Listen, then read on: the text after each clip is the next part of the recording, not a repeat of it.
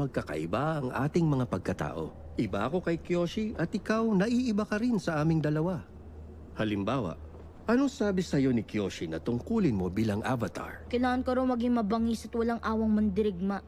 Tama siya, may mga panahon na kailangan ng avatar maging marahas at nakakasindak. Pero, bukod sa pagiging isang mandirigma, ang avatar dapat ding maging diplomatiko.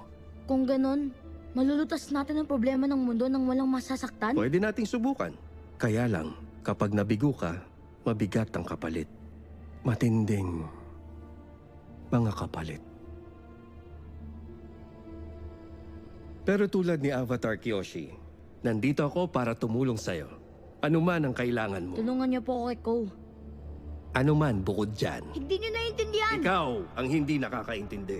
Isang napakatinding maligno ni Ko na kaya kang saktan sa iba't ibang paraan. Tanungin mo lang si Avatar Kuruk. Kailangan ko siyang harapin! At wala